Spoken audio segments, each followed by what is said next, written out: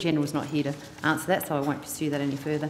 Can I ask you about the Water Industry Alliance River Murray Improvements Program? $265 million announced in October last year by a combined release between the Premier of South Australia, Jay Weatherill, and Minister Burke, in which it was announced that $180 million would be made available from SWERPE funding and a further $85 million under a national partnership agreement with the South Australian Government. Could you give me some idea of where that's at and when we're likely to see that money flowing? Just generally an overview of what's going on there. The project is under development. We have just received this week the business case from the South Australian Government for the project. Can I just say something there? At the last estimates, you said exactly the same thing to me, that just this week we have received. We had a draft business case at the last estimates and we provided extensive feedback to South Australia. Mm-hmm. So the first one clearly wasn't good enough. Yep.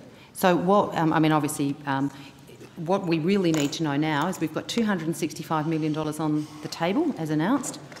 When are we going to see that $265 million actually start coming out on the, being spent? Because it does say that it will be spent in this forthcoming financial year. Whereabouts is it in your budget papers? Where's the $180 million that's coming from SWERPE funding in the budget papers that I have?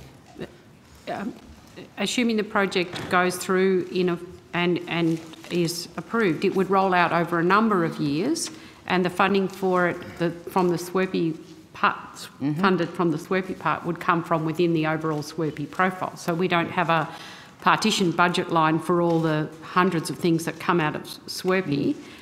It would be so that would it would be funded from within the available appropriation for SWERPE in any year. Okay. Can I just take you back to something that you said at the start of your response to that question? If the project is approved.